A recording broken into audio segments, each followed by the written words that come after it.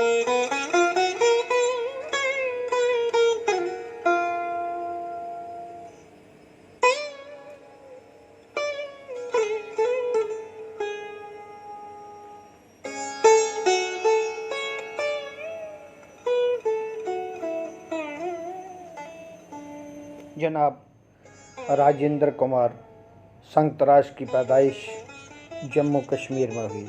आप एक साधारण परिवार से ताल्लुक़ रखते हैं। आप जी के वालिद साहब और माता जी का पूरा सहयोग मिला कलाकार बनने में।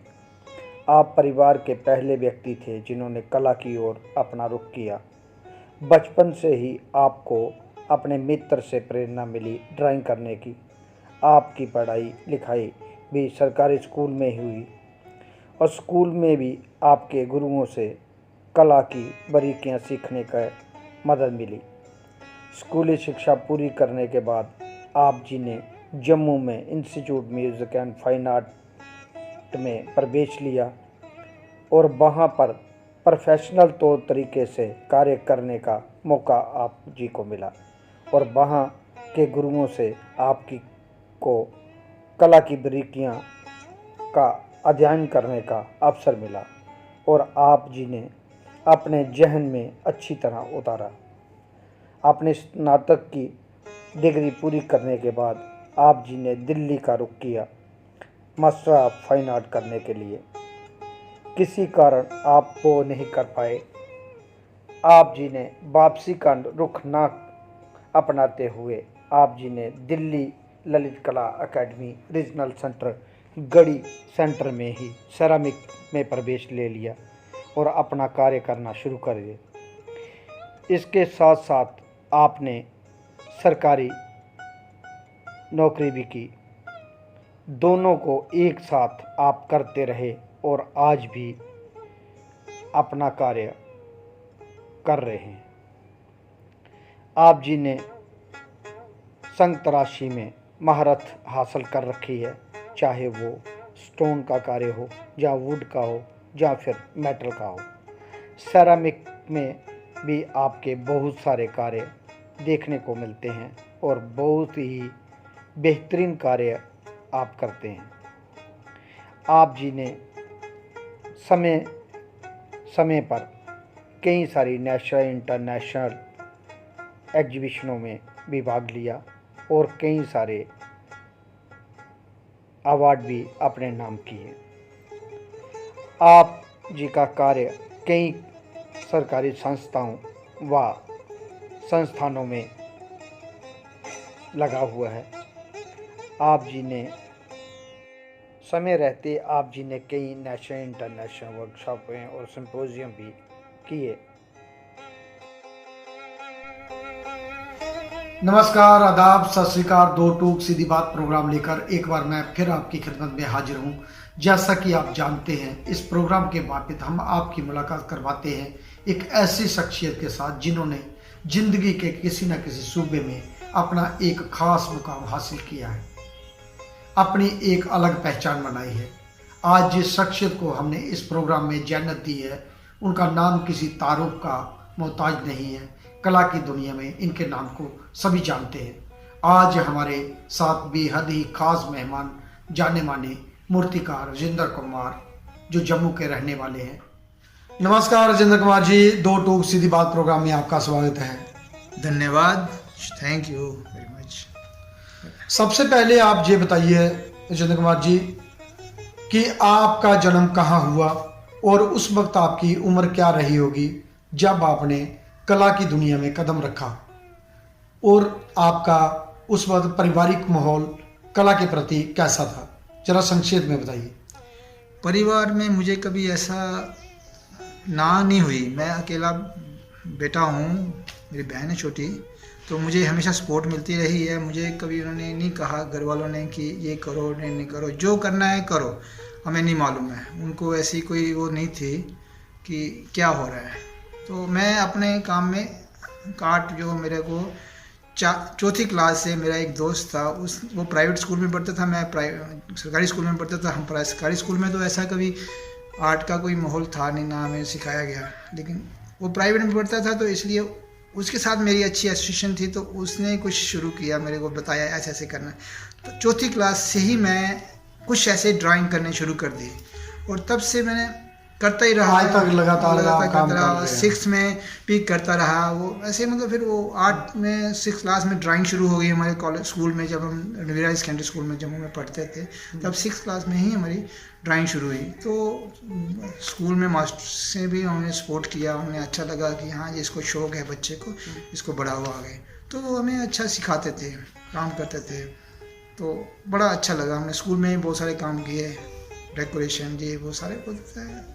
वहाँ ड्राइंग का माहौल वहाँ कम था जम्मू में, और आप स्कूल में ही बचपन से कार्य करते थे। बस वही मेरा चलता। आपने कला की शिक्षा कहाँ से प्राप्त की, और उस वक्त आपके गुरु कौन कौन थे, और आपको किन महान कलाकारों का या ग्रेट आर्टिस्टों का कार्य अच्छा लगता है, या यूँ कहें कि आप किस कार्य से आप प्रभावित हुए, जरा संक्षेप में बताइए। ऐसे शुरू में तो हम कॉलेज में, जब मैं 1979 में हमारा 10th क्लास पूरी हुई, उसके बाद मुझे ढूंढता रहा कि मैं क्या करूं। मेरे स्कूल में ही एक टीचर थे, उन्होंने कहा कि यहाँ फाइन आर्ट्स का कॉलेज भी है, तो वहाँ पे आप फाइन आर्ट्स कर सकते हो। तो मैंने ढूंढा, तो उसमें मैंने एडमिशन कॉलेज का, जैसे मेरा 10th का एग्ज़ाम मतलब रिज़ल्ट आया, मैंने तुरंत एडमिशन ले लिया उसमें जाके, तो हमें ईज़िली मिल भी गई उस समय। तो शुरू में हम फर्स्ट सेकंड ईयर में, जब आपने शुरुआत की तो उस वक्त इतना कंपटीशन भी नहीं था, नहीं। और जम्मू में वो माहौल भी नहीं था, बिल्कुल नहीं था। तो आप लोगों को ज़्यादा मेहनत करनी पड़ी। बिल्कुल। फिर शुरू में हम फर्स्ट सेकंड ईयर में तो प्रेपरेटरी कोर्सेज में तो हम जैसे हमें सिखाते रहे, हम करते रहे। सबसे पहले मेरी पहली क्लास जो है, मेरी क्ले मॉडलिंग की पहली क्लास राजेंद्र टिक्कू साहब के अंडर हुई थी। मुझे आज भी याद है, मैंने एक कैक्टस बनाया था, उन्होंने मेरे को बताया था। तो वो बहुत, वही मेरी पहली शुरुआत स्कल्पचर में, जो एक क्ले मॉडलिंग की जो पहली क्लास से वहाँ से शुरू हुई।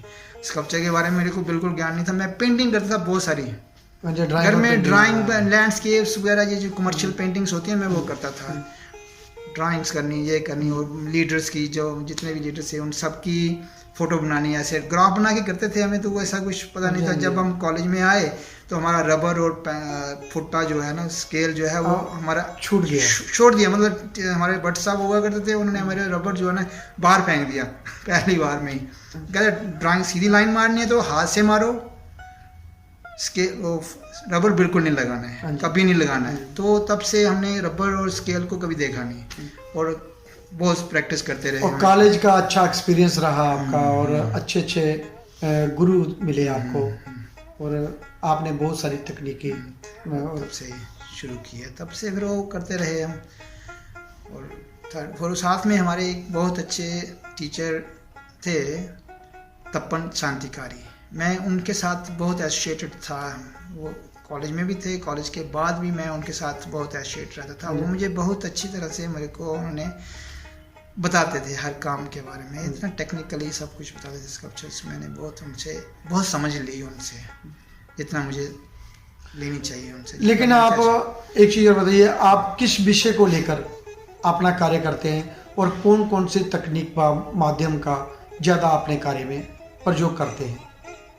शुरू में तो हम कॉलेज टाइम में तो क्ले में ही ज़्यादा काम करते थे, स्टोन में भी कुछ किए, वुड में भी किए, कुछ ऐसे टेक्निकली सीखने के लिए कुछ कार्य। 5 साल का कोर्स था, आपने सब कुछ करना पड़ता था, है ना, तो वो एक टेक्निकल था। उसके बाद फिर मैंने जब मेरा जैसे ही मेरा कॉलेज पूरा हुआ 1984 में, तो मैं दिल्ली शिफ्ट हो गया। जी, आपने रुख जम्मू का छोड़ के दिल्ली का? मैं जम्मू में नहीं रुका, मैं लगा कि हमें कुछ बाहर करना। मैं बेसिकली एमए करने के लिए आया था मैं दिल्ली में, और एमए नहीं कर पाया किसी सर्कमस्टेंसेस की वजह से, और फिर मैं गढ़ी में मैंने सिरामिक स्टूडियो में अपनी एडमिशन ली, मुझे याद है। तो तब से सिरामिक किया कुछ, सिरामिक, और माध्यम क्या है कि सिरामिक भी रहा शुरू में, और क्या सब्जेक्ट था कि वो लाइफ के ऊपर ही मैं काम करता था, और जैसे जैसे चेंजेस होती रहती है मेरी लाइफ में, जैसे चेंजेस हुई वैसे वैसे मेरे स्कल्पचर में भी चेंजेस आई। ऐसे कोई मैं स्टिक होके किसी मीडियम और उसके ऊपर काम नहीं किया है। जो मुझे अच्छा लगा, जब मेरे को जो अवेलेबिलिटी थी मटेरियल की, मैंने उसी पे काम किया। आप कभी बाउंडेशन नहीं रहा मीडियम को लेके, और आप कार्य करते रहिए और आगे बढ़ते रहिए। दोस्तों आइए एक नज़र डालते हैं राजेंद्र कुमार जी के द्वारा बनाए गए मूर्ति शिल्पों के बारे में। देखते हैं एक झलक। संत राज राजेंद्र कुमार जी ने शुरुआती दिनों में सेरामिक में अपना कार्य आरंभ किया और इसके साथ साथ कई सारी इंस्टॉलेशनें भी की, चाहे वो मिक्स मीडिया हो, स्टोन हो या फिर सेरामिक या अदर मटेरियल। 2 और 3 मीडियम को मिलाकर आप अपनी इंस्टॉलेशन और इंस्टॉल स्कल्पचर करते रहे। बाद में आपने वुड में, स्टोन में,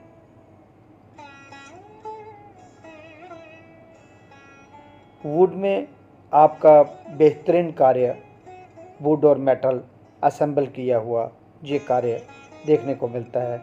और कई सारे स्टोन, ब्लैक स्टोन हो या फिर वाइट मार्बल हो, दोनों में ही आप कार्य करते रहे। अब तक आपने कौन कौन सी उपलब्धियां हासिल की, जैसे स्कॉलरशिप, फेलोशिप, अवार्ड, जहाँ किन किन जगहों पे आपने एग्जीबिशन की, जहाँ सरकारी व गैर सरकारी संस्थाओं में आपका कार्य लगा हुआ है, जरा उसके बारे में बताइए। हाँ, वो मैं बताता हूँ आपको। जैसे मैं तो अवार्ड के लिए तो मेरे को स्टेट अवार्ड जम्मू से भी मिला है, आईफेक्स का अवार्ड मिला है, आईफेक्स में भी मुझे अवार्ड मिला, और national gallery of modern art में मेरा स्कल्पचर उनकी कलेक्शन में ललित कला में भी बहुत सारे स्कल्पचर्स हैं, भारत वन भूमि में भी बहुत सारे स्कल्पचर्स हैं। आपने बहुत सारे वर्कशॉपें, कैंप भी की है, हैदराबाद में, अलग अलग साउथ में भी, और आपने बहुत सारे जम्मू कश्मीर में भी। मैं बहुत देर से आपको जानता हूँ, और आपको तब मैं कॉलेज में भी नहीं पढ़ता, स्कूल में पढ़ता था, तो मैं जाता था, देखता था। अभिनय थिएटर में भी कुछ वर्कशॉपें होती थी, तो कैंप होते थे आपने। कैंप्स में शुरू में ही मैं 1979 में मैंने एडमिशन ली। उसके बाद 1980 में वहाँ पे कैंप हुआ था, जहाँ पे जिसमें कट साहब आए थे हमारे साथ, वीर सिंह कट जी। तो उनके साथ मैंने सारा स्कल्पचर उनका किया था, उनके पूरी असिस्ट किया था पूरा। जैसे शुरू में तो कुछ ऐसा नहीं था, लेकिन मतलब जान सीखने के लिए मैंने उनके साथ किया। उन्होंने बहुत ही अच्छी तरह से गाइड भी करते थे हमें, और बहुत एक एक्सपीरियंस हुआ उनके साथ, अच्छा एक्सपीरियंस हुआ है कैसे वो काम करना। तो वो काफ़ी इन्फ्लुएंस रहा हमारे काम के ऊपर। फिर बाद में तो वो भी बीच में निकला हमारे कुछ काम। हाँ, आप करते रहे हो, और एग्जीबिशन में भी आपने उस टाइम पे काफ़ी एग्जीबिशन चलती थी, पार्टिसिपेशन करते थे। बॉम्बे में एग्जीबिशन हुई 2 बार, ग्रुप शो ही रहे। हाँ जी। तो अब दिल्ली में भी हुए, हाँ जी, दिल्ली में भी ग्रुप शो हुए काफ़ी, और इंडिविजुअली मैंने शो किया, एक 2 शो किए। तो आप गवर्नमेंट जॉब में भी करते रहे, और अब हाल ही में आप रिटायर भी हुए हैं। तो एक चीज़ हमारे जो दर्शक देख रहे हैं उनको बताइए कि जॉब में और फ्रीलांस काम करने वाले में क्या काम का अंतर रहता है, और आपको क्या लगता है कि फ्रीलांस जो काम कर रहे हैं वो इसी से स्कल्पचर करके ही, या पिन ज़्यादा मैं स्कल्पचर का ही बोलूँगा कि क्योंकि आप भी मूर्तिकार हैं, मैं भी मूर्तिकार हूँ, कि इससे क्या अपना पालन पोषण अपना और परिवार का कर सकते हैं? क्या आपको क्या लगा? इसमें बहुत सारा फर्क पड़ता है। जैसे एक आपका फाइनेंशियल स्टेटस आपका ठीक रेगुलर रहता है, तो आप जो काम करते हैं स्कल्पचर, जहाँ पे आर्ट वर्क करते हैं, तो उसमें थोड़ी फ्रीडम रहती है। जबकि आपको सिर्फ इसी में ही स्कल्पचर ही करना है और इसी में ही कमाना है, तो उसमें काफ़ी आपको रिस्ट्रिक्ट होकर काम करना पड़ता है, और काफ़ी दिक्कतें भी आती हैं, आपको बहुत सारे कंप्रोमाइज़ करके आपको काम करना पड़ता है। तो कंडीशनली वो काफ़ी स्टिफ हो जाता है काम, और फ्रीडम थोड़ी कम रहती है उसमें। और फिर भी कुछ जो इसमें अच्छी तरह से अपना आगे ले जाते हैं, तो उनके लिए कोई प्रॉब्लम नहीं है। उनके नाम और काम दोनों ही आगे आगे ग्रो करते हैं। मेहनत करनी पड़ती है सर। ग्रो एक रास्ता जब कॉलेज से आदमी निकलता है तब उसको लगता है कि मेरे पास जॉब होना चाहिए, वो इंस्कोर रहता है। तो जब वो 5-7 साल फील्ड में काम करता है तो मुझे नहीं लगता कि उसकी ज़रूरत पड़ती है। ये निर्भर करता है अपने अपने पारिवारिक माहौल पे, या जिस जगह पे आप काम कर रहे हो आपकी रिक्वायरमेंट क्या है। बिल्कुल आपके क्या विचार है? बिल्कुल पीछे से सपोर्ट हो तो फिर वो एक फाइनेंशियल सपोर्ट जब है तब आपको कोई चिंता नहीं है, तब आप अच्छा प्ले कर सकते हो अपने थॉट के साथ में, और अच्छे काम के लिए भी आप निकाल सकते हो, अच्छा वर्क कर सकते हो, क्योंकि आपकी थिंकिंग लेवल जो है ना डेवलप होता है। अगर आप फाइनेंशियल स्ट्रेस में रहोगे तो आप थिंकिंग ज़्यादा नहीं कर पाओगे, फ्रीडम नहीं है आपको मिलती है कुछ करने के लिए, तो आप किसी के लिए काम करना पड़ेगा आपको, तो वो तो फिर आपका काम आपको करना पड़ेगा, जहाँ साइड में कोई और आपको सोच के चलना पड़ेगा कि मैं इससे मेरा सोर्स ऑफ इनकम हो सकता है। तो वो काम में ग्रो जिस सोच पे भी डिपेंड करता है और आपको एक्सपीरियंस पे, आप किस लेवल का काम कर रहे हैं, या क्या चाहिए रिक्वायरमेंट, ये उसमें फील्ड में रहता है। बिल्कुल कि आप उसमें सर्वाइव कर पा रहे हैं। फिर एक समय ऐसा आता है कि आपको डिसीजन लेना पड़ेगा कि आपको क्या करना है। वही ना, जैसे कमर्शियल काम है एक स्टीरियोटाइप काम हो जाता है कि जैसे काम करते रहो बस वही लोगों की पहचान बन जाती है, लोग सोचते हैं कि हम बहुत इसमें आगे कर जा रहे हैं। कंटेम्पररी अगर फील्ड में टिके रहना है तो आपको लीग से हटके कार्य करना ही पड़ेगा और सोचना भी पड़ेगा। बिल्कुल, क्योंकि जैसा अभी नया युग की शुरुआत हुई है, जो कहें कि मशीनी युग, मूर्ति कला में बहुत सारे टूलों का उपकरण शुरू हुआ है, नए नए तकनीक के टूल्स आ गए हैं, नई नई मशीनें आ गई हैं, और मैनुअल काम करना और मशीन से काम करना, क्या आपको क्या लगता है कि ये कितना असर कलाकारों पे डालेगा, कि इसके मैनुअल करना चाहिए या आपको इन टूलों का भी प्रयोग करना चाहिए? दोनों की इम्पोर्टेंस है, टूल्स की भी है और मैनुअल की भी ज़रूरत है, क्योंकि सिर्फ टूल से ही काम करो तो वर्क भी मैकेनिकल हो जाता है, उसमें आपको फील नहीं होता कुछ, और फीलिंग भी ज़रूरी है उसमें आज का ज़माना है, और दोनों को साथ मिला के ही चलना पड़ेगा। जहाँ सिर्फ टूल ही चलता रहे तो आप कहीं नहीं है, तो वो आप ख़त्म है। मशीन को उतना ही यूज़ करो जितना उसकी ज़रूरत है। हाँ, बहुत बढ़िया बात कही आपने। मशीन को उतना ही यूज़ करना चाहिए जितनी उसकी ज़रूरत है, और मॉडलिंग आपको आनी चाहिए, चिजलिंग आनी चाहिए। और आज एक चीज़ और बताएं सर, बहुत सारे जो युवा कलाकार निकलते हैं उनको टूल्स के बारे में, टेक्निक के बारे में उतना मालूम नहीं है, वो ज़्यादा मशीन का ही प्रयोग करते हैं। और ऐसे संस्थान या कॉलेजों में भी आजकल वही शुरुआत हो गया है कि जो वहाँ सिखाने वाले शिक्षक हैं या पढ़ाने वाले हैं या काम करवाने वाले हैं, वो भी उतना कुछ नहीं जानते, वो भी टूल पे ही निर्भर है। तो आपको क्या लगता है कि आपका क्या सुझाव है कि उनको किस दिशा में जाना चाहिए?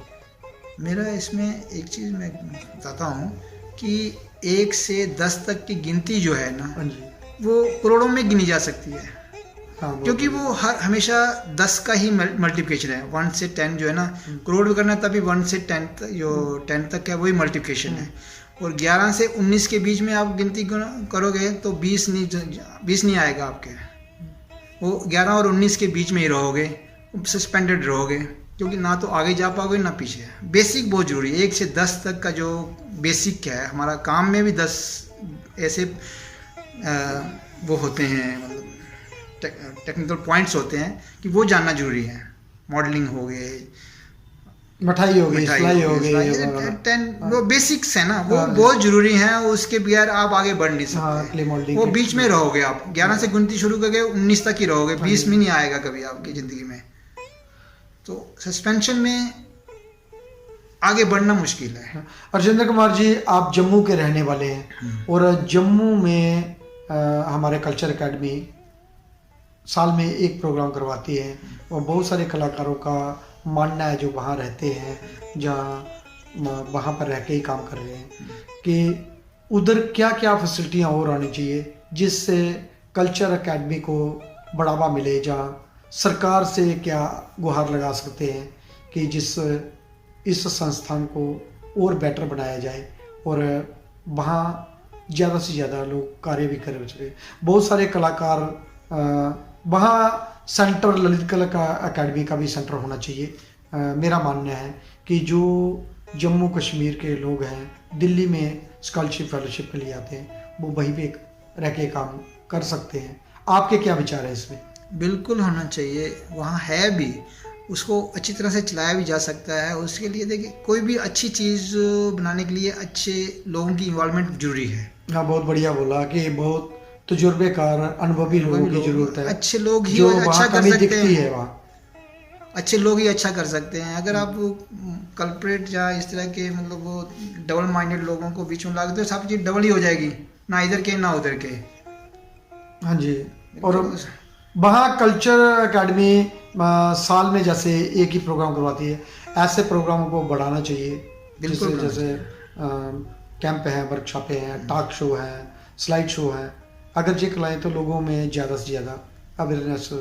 बिल्कुल वहाँ पे अवेयरनेस चाहिए। हमारे स्टेट में क्या है कि पैसा भी बहुत है लोगों के पास, लेकिन आज ये बहुत बढ़िया बात कही, सरकार फंड देने के लिए तैयार है लेकिन प्रपोजल देने वालों की कमी है वहाँ। प्रपोजल देने वाले अच्छे प्रपोजल देने वाले अच्छे होने चाहिए और तभी वो सब वहाँ जो नुमाइंदे हैं जो कार्य कर रहे हैं, जो वहाँ के लोकल बाशिंदे हैं, उनको एक कमेटी तैयार करनी चाहिए और लोगों से सुझाव मांगने चाहिए, कलाकारों से, कि इसको बेटर बनाने में वो क्या क्या सहयोग कर सकते हैं।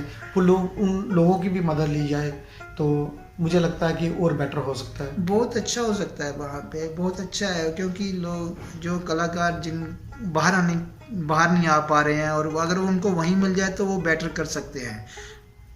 हाँ, बहुत बढ़िया युवा कलाकार कार्य कर रहे हैं। नई नई पीढ़ी के नए लोग बहुत अच्छा काम कर रहे हैं। वो करना चाहते हैं कि बाहर आके खर्चा ज़्यादा होता है, रहने का प्रॉब्लम होता है और वो सर्वाइव नहीं कर पाते, फिर वापसी का रुख करते हैं। तो अगर सरकार इन चीज़ों पे ध्यान दे और बहुत अच्छा हो सकता है। वहाँ पे बहुत अच्छा लोगों को अवेयर करवाना जरूरी है। वहाँ पे लोग घरों में अच्छा मार्बल लगा सकते हैं लेकिन अच्छा स्कल्पचर रख लें तो वो चीज़ें लोगों को बताना। हाँ, लोगों तक अगर ये बात पहुँचाई जाए और अवेयर नहीं, अभी बहुत सारा अच्छा हो रहा है। बहुत सारे कलाकारों के काम अलग अलग जगह लग भी रहे हैं और सेल भी हो रहा है अभी जम्मू में, जो पहले नहीं हुआ करता। बिल्कुल, मैं जनाब 1984 में मैं जब दिल्ली आया हूँ तो मैंने उससे पहले बहुत सारी जगह में काफ़ी लोग कांटेक्ट किए। जैसे तो मैंने काम करना शुरू, एशिया होटल में मैंने काम किया, मैंने केसी थिएटर वालों के लिए काम किया है, जैसे केसी। हाँ, बहुत सारे सरमाएदार स्वामियाँ हैं वहाँ, उनके साथ बहुत कांटेक्ट किए बहुत सारे, मैंने काम किया। मैं अपना कमर्शियल काम करने की भी सोचा लेकिन इतना ज़्यादा वहाँ पर मैं नहीं एक्सपोज कर पाया। जम्मू में एक चीज़ हो रहा है कि जितने भी लगे हुए हैं, ज़्यादा स्टैचू लगते हैं, वहाँ क्रिएटिव काम अगर चौराहों पे या अलग अलग जगह लगे तो लोगों को जो नए कलाकार हैं उनको मौका मिलेगा। आपकी क्या राय है? बिल्कुल, नए कलाकारों को मौका मिलेगा और नई जानकारी भी वहाँ पे डेवलप होगी जिससे वो लोगों को घर में भी लगाने की इच्छा जागृत होगी। हाँ, वहाँ जम्मू में एक बहुत समय से एक प्रचलन चलता आ रहा है कि वहाँ राजा महाराजाओं को ही प्रमोट किया गया है और उन्हीं को प्रमोट हो रहे हैं। होना भी चाहिए, जिस जगह के जो बसिंदे हैं उनको लोगों में उनकी जानकारी उनको होनी चाहिए। लेकिन एक क्रिएटिव शहर को एक सुंदरता बढ़ाने के लिए जो बाकी कलाकार हैं उनको भी मौका मिले तो क्रिएटिव काम भी वहाँ होना चाहिए, क्योंकि वो टूरिस्ट प्लेस है जम्मू कश्मीर का। आपके क्या विचार है? बिल्कुल, ये जरूरी है क्योंकि इतना भी आप तो जम्मू को तो स्मार्ट सिटी के नाम से जाना जा रहा है। स्मार्ट सिटी में स्मार्ट चीज़ें भी होनी जरूरी हैं आजकल। बिना स्मार्ट के आप स्मार्ट सिटी नहीं कह सकते। बहुत सारे कलाकार हैं जो वहाँ सीनियर कलाकार बैठे हुए हैं जो बहुत ही बेहतरीन काम कर रहे हैं लेकिन उनको सरकार द्वारा मौका नहीं मिल रहा। मुझे लगता है, मैं तो दिल्ली में रहता हूँ, मुझे वहाँ जाने का कभी सौभाग्य मिलता है तो मैं घर तक ही सीमित रहता हूँ, लेकिन देखता हूँ मैं जगह जगह अगर क्रिएटिव काम भी होना उतना ही ज़रूरी है। स्मार्ट सिटी में अच्छी सुंदरता बढ़ाने के लिए? क्रिएटिविटी, क्रिएटिविटी जो है वो हमारे सिर्फ आर्ट में ही काम नहीं आती है। क्रिएटिविटी जो है हमारे टोटल लाइफस्टाइल में काम हाँ है। जी, हाँ जी। तो लाइफस्टाइल ही हमारा, सिर्फ आर्ट वर्क करके हम क्रिएटिव हो जाए वैसे नहीं बात है। हम टोटली मतलब क्रिएटिव हो जाते हैं। हमारा टोटल वर्क जो है घर में काम करना, उठना बैठना, ये सब क्रिएटिव हो जाता है। हमारा लाइफस्टाइल क्रिएटिव हो जाएगा तो बहुत अच्छी बात है। हम आगे डेवलप करेंगे, हर तरीके से आगे बढ़ेंगे। राजेंद्र कुमार जी, जो बाहर कलाकार रह रहे हैं जहाँ, जो काम कर रहे हैं अपने अपनी जगह में, अपने अपनी जगह पे, उनको क्या दिल्ली, कलकत्ता, बॉम्बे ऐसे महानगरों का रुख करना चाहिए, जहाँ वहीं पे रह के वो उनको काम करना चाहिए? इसमें आपके क्या विचार है? इसमें तो बहुत अच्छा बात है कि आज के टाइम में सोशल मीडिया इतना स्ट्रांग है कि आप कहीं भी काम करो तो आप कहीं भी पहुंच सकते हो। मेरा कहना है मतलब फ्यूज बल्ब को किसी भी पावरफुल होल्डर में लगा दिया जाए ना, वो फ्यूज है, वो कभी जगेगा नहीं। जी, बहुत बढ़िया बात कही आपने। क्योंकि इसलिए आप कहीं भी रहो, अगर आप में टैलेंट है, आप में वो, आप कहीं जंगल में भी आप बहुत अच्छा आगे बढ़ सकते हो। आज सोशल मीडिया इतना हावी है कि आप पूरे वर्ल्ड तक अपनी बात पहुंचा सकते हो सोशल मीडिया के माध्यम से। आप सोचो कि मैं अच्छा बल्ब जो है फ्यूज जिसमें पावर ही नहीं है उसमें लगा दूं तो वो जल जाएगा, ऐसा कभी हो नहीं सकता। हाँ, बहुत बढ़िया। एक कनॉट प्लेस में आप दुकान ले लो गई तो आप बहुत अच्छी चलाओगे, लेकिन चलाने का आपके अंदर टैलेंट होनी चाहिए, तभी तो चलेगी वो दुकान कनॉट प्लेस में भी। जो नई पीढ़ी है, युवा कलाकार हैं, उनको कार्य करने के लिए जहाँ उनको किस तरह तैयार किया जाए, वो कला की ओर अपना रुझान बढ़ाए? उसके लिए तो आर्ट एक्टिविटीज़, आर्ट अवेयरनेस जो है, कैंप्स लगते हैं, सोशल प्रोग्राम्स होते हैं, छोटे छोटे अपने यूट्यूब आज इतना मीडियम है कितना कि सब जगह सब लोग बच्चे देखते हैं, सब हर कोई देखता है। तो उसमें इस तरह के लाइट प्रोग्राम किए जाए जिससे कि वो धीरे धीरे अच्छी प्रोग्राम की तरफ जाएं। बच्चों के लिए बच्चे जैसे प्रोग्राम बनने चाहिए और हर लेवल के प्रोग्राम होने चाहिए। अब बहुत बढ़िया प्रोग्राम बना दो, बच्चों को समझ नहीं आए तो वो भी कोई फ़ायदा नहीं है। हाँ जी, बहुत ना? बढ़िया बात है। तो बच्चों के लिए बच्चों जैसे प्रोग्राम हो, बड़ों के लिए बड़ों जैसे प्रोग्राम हो, तो अपने लेवल वाइज प्रोग्राम हो एक सोशल मीडिया में, जो गवर्नमेंट की तरफ से सब जनता तक पहुँचे, तभी ये अवेयरनेस और बनेगी और वहाँ पे मतलब कहीं गांव से लेके शहर तक वो हर लेवल ऊपर उठेगा, अवेयरनेस बढ़ेगी और हमारे आर्ट को प्रमोशन मिलेगी। एक कला के अतिरिक्त आपको कौन कौन चीज़ें अच्छी लगती हैं? जैसे म्यूज़िक हो गया, डांस हो गया, या कविता होगी, या कुछ और। आप इसके अलावा और क्या क्या में ज़्यादा रुचि रखते हैं? मैं तो पोइट्री लिखने का मुझे शौक हाँ, है। मैंने बहुत पहले पढ़ी भी है, सुनी भी है। आप अच्छा लिखते हैं। आप पोइट्री लिखने का मेरे को, क्योंकि ये मैं ऐसा डेस्क राइटर नहीं हूँ कि मेरे को लिखना है तभी लिखूँ। मेरे को जब अंदर से आती है पोइम तो वही जो मेरे अंदर फीलिंग है वही शब्द बन जाते हैं और वो मैं उतार लेता हूँ अपने कहीं कागज में, तो वो धीरे धीरे डेवलप करता हूँ और जो है वो वही है, मतलब लाइफ के साथ लेता हूँ मैं। ऐसे कोई ड्रामेटिक नहीं होता मेरे साथ, इसमें मेरा अपना ही होता है जो भी होता अपना थॉट होता है, अपने विचार होते हैं, अपनी सोच होती है और आप उसी को सुनाते भी हैं। और कई बार और एक चीज़ और बताइए सर, आप बहुत ही टैलेंटेड हैं, आप बहुत सारी भाषाओं का ज्ञान रखते हैं। मैं देखता हूँ इधर ललित कला अकेडमी में कई सारे गुजराती हैं, बंगाली हैं, आसामी हैं, कन्नड़ है, मलयालम है, तो आप सबके साथ उन्हीं की भाषा में बात करते हैं। ये कैसा हो पाता है? तो बहुत सारे, मैं भी बहुत सारी भाषाओं का ज्ञान रखता हूँ, लेकिन आप, मैं देखता हूँ आप मेरे से भी बहुत आगे हैं, क्योंकि आप प्रॉपर सबके साथ उन्हीं की भाषा में बात करते हैं। मुझे बहुत अच्छा लगता है बहुत अच्छा लगता है कि मैं उसके बारे में, उसकी भाषा में बात करें, उसके बारे में जान पाऊँ, उसके बारे में तभी भाषा से बहुत अंदर की बात जान सकते हैं। तो अच्छा लगता है मुझे। फर्स्ट इंस्टेंट में वो कहते हैं यार आप वहाँ से हो, यहाँ से भी बात करता हूँ, कन्नड़ है तो मैं कन्नड़ बात करता हूँ, तो कहते हैं आप कन्नड़ कहाँ रहते हो, तो मैं नहीं यार, मेरे को बस इतना ही आता है, इंट्रोडक्टरी लेवल पे ही आता है और आगे उसके बाद नहीं आता मेरे को। बस इतना ही बात कर सकता हूँ, लेकिन वो उसमें भी बहुत खुश होते हैं, मुझे भी बहुत खुश होते हैं। सर एक चीज़ और मैं एक बात करना चाहता हूँ कि आप मोबाइल नंबर जैसे होता है, आप सब साइड से उल्टा भी सीधा भी और बीच में भी याद भी रखते हैं और सुनाते भी हैं। और कई बार हम भूल जाते थे, हम स्टूडियो में एक ही साथ काम करते हैं, कम्युनिस्ट स्टूडियो में एक टाइम पे, तो मैं देखता था कि आप तब तो मोबाइल भी उतना नहीं था, तो आप तब भी नंबर को हो या एड्रेस हो याद रखते थे, वो बोलते भी थे।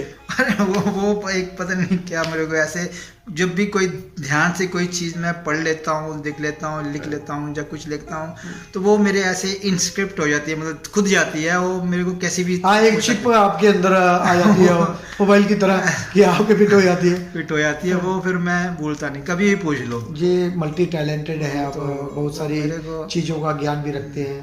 और आपसे मैंने बहुत कुछ सीखा भी। आपने बहुत पहले जब मैं आया था गढ़ी स्टूडियो में, तो आपने मुझे एक बात कही थी, ये गाढ़ बात है, कोई भी बड़े पेड़ के नीचे छोटा पेड़ बड़ा नहीं होता। तो मैं आज वही करता हूँ, मैं खुद बड़ वृक्ष बनने की कोशिश करता हूँ। मैं बहुत कुछ सीखा आपसे।